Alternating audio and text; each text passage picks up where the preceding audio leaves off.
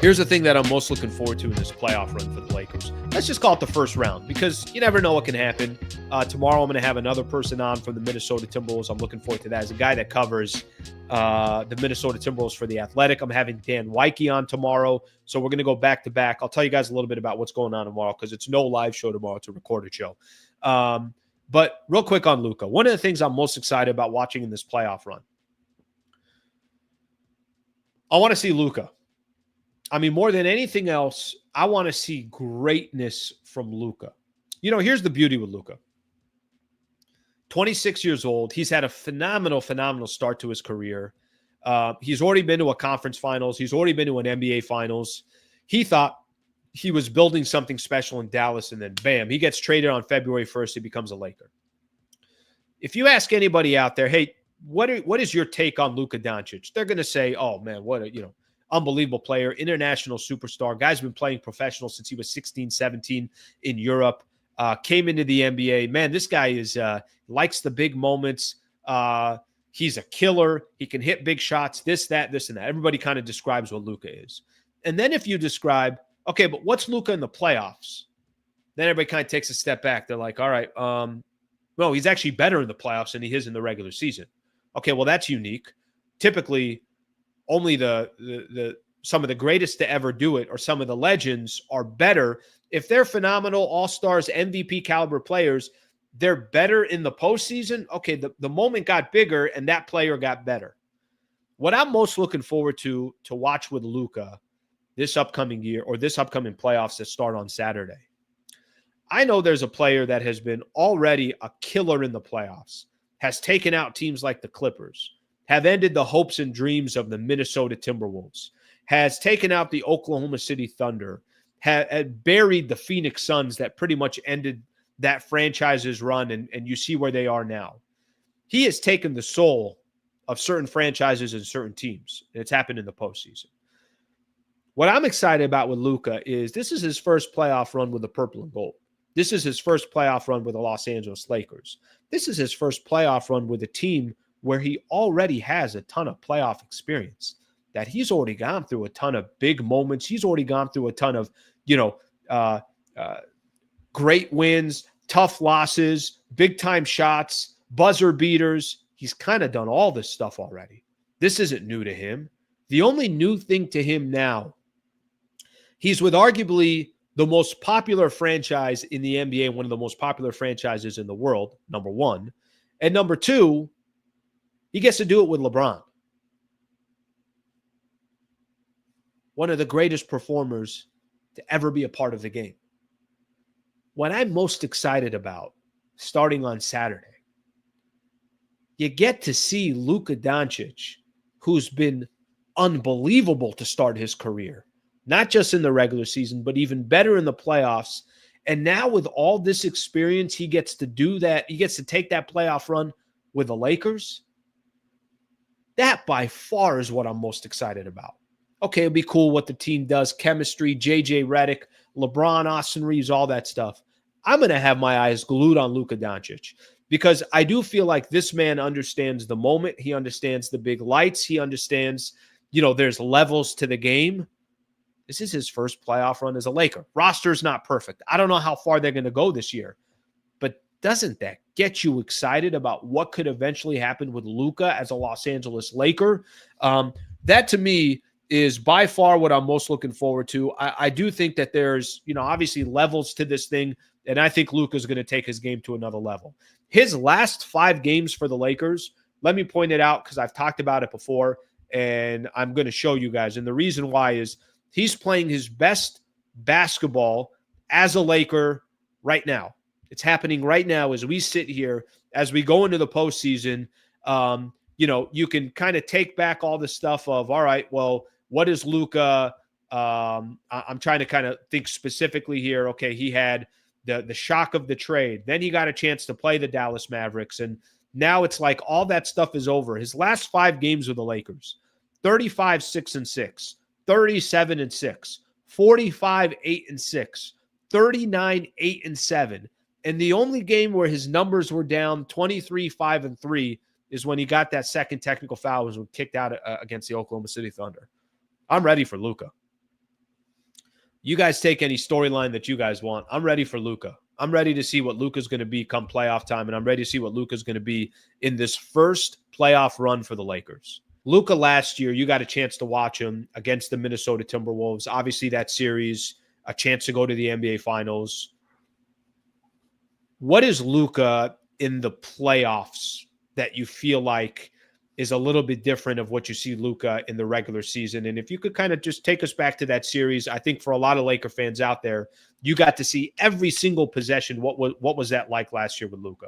Yeah, so that was in the Western Conference Finals, and Luka was unbelievable. I thought the Mavericks were unbelievable, led by Luka, but Kyrie played off of him and played spectacularly as well. The Wolves only won one game in that series, and people remember Luka isolating Rudy for the game winner in Game 2, I think that was. But Luka was incredible, and everything the Wolves threw at him, he had an answer for. But it wasn't just Luka. Like, the whole team was playing really well. Like, the big men of Lively and Gafford were rolling to the rim. I mean, they feasted on alley-oops. They feasted on shots at the rim. And if it wasn't those guys, it was Luka scoring, it was Kyrie on the wing, or it's maybe a Derrick Jones Jr. and a PJ Washington corner three. They had it all flowing. And obviously that got blown up by Boston in the finals. But in that series, in that Western Conference Finals, the Timberwolves were just steamrolled. Even though those first two games at home were close, you lose those first two games at home, you're really in trouble in a series. Even though you have a long window, it could be 7 games, but it's tough to come back from that. Luka was unbelievable. He controlled everything. When he's on, there might not be another guy in the league that can control a game as well as he does, in my opinion. Okay, so with that in mind, and it's kind of funny when you put it that way, Lakers roster is completely different. So the advantage is that, you talked about how Luka was so great of just kind of orchestrating and controlling everything. How do you feel, and I know this is more of a Laker question, but how do you feel those bigs Lakers do not have that size? It's actually one of their disadvantages, but they kind of find themselves spreading out the floor more. Yep. How does that play to Minnesota's advantage, Minnesota's disadvantage? Are there things that, you kind of look at what last year was? Luka now, it's not going to be, okay, you might get a couple lobs occasionally here and there, but that's not going to be the backbone of how Luka's going to hurt you or how the Lakers are going to hurt you. Yeah, he's not doing that 5 or 6 times a game like it felt like he was in that Western Conference Finals. So that, I do think that's an advantage for the Timberwolves, the fact that they're not facing Gafford and Lively and how successful that aspect of Luka was. But Luka's just still always a handful. And I think, as much as the Wolves want Anthony Edwards to rise to the occasion, we know that LeBron and Luka are going to rise to the occasion too. That's what makes the playoffs special, is these great players leveling up in the postseason when they know so much is on the line. And so it's going to be a handful. I think the Wolves are going to throw everything at Luka. I think you're going to see some Jaden McDaniels. You're going to see some Anthony Edwards. I think you might even see the size of Julius Randle being a little more physical and trying to change things up on Luka, because that's what you have to do. You can't feed him a steady diet of one thing, because he'll eventually figure it out. And not even eventually, he'll figure it out pretty quick. So you've got to vary things almost by a possession basis, or maybe a stretch of possessions here, then switch things up. And I think the way the Wolves are playing, I think they feel confident. They went 17-4 over the last 21 games. That was, and there was a lot of, even though I would say their opponents were not the strongest, it was a weak portion of their opponent's schedule, but they took advantage of it, and they were high leverage games, high importance games, because they're fighting for a playoff spot every single night for the last 2 months. And so I think they feel good about the way they're playing heading into this series. Well, why do you think, is it because of the matchup? Because I feel like if you go ask around the league, I put up something yesterday, I think there were X amount of experts, all of them picked the Lakers over the Minnesota Timberwolves. Is it more the matchup? Can Minnesota be playing good basketball and have what they feel like is a good roster, but could a lot of people just not like the fact that you pulled Lakers in the first round with Luka and LeBron? Is it more about the matchup that you think more people are leaning towards the Lakers? I think it's the cachet of LA. I think it's the cachet of LeBron and Luka. I think, and also the fact that the Lakers are the 3 seed, even though there's only a 1-game difference between the Wolves and the Lakers, Sure. 49 wins to 50 wins. I think people look at that 3-6 seed, and the Lakers should be a favorite. They've got the home court advantage. They're the higher seed.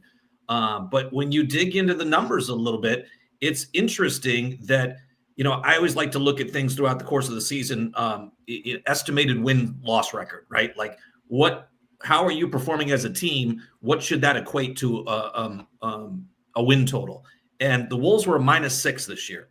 So they should have 6 more wins than they do. The Lakers were a +5. They overplayed. And what you can usually look at is clutch time, close games. The Lakers were exceptional in close games down the stretch. They're in the top 10. The Wolves are in the bottom 10. And that's where the difference is. And that playoff games are eventually going to come down to close games. Maybe not every game of a series, but most of them are.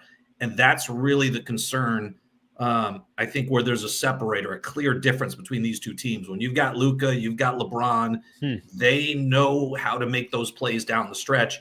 And the Wolves, who have been really good in clutch time under Chris Finch until this year, 20-26. They played more clutch time games than any team in the league, but they have the second most number of losses in clutch time. And their offense and defense are not as good in clutch time as they are in the other parts of the game. All right, thank you very much for watching the clip. Just want to give a shout out here to one of our partners, the Wallace Firm. They are official injury attorney of the Sliwa Show and Hoops Talk, the entire channel. If you are ever in a need, and I hope you're not, but some type of serious injury with yourself or a family member of yours, I would like to personally help you by introducing you to the best in the business, Brad Wallace and the Wallace Firm.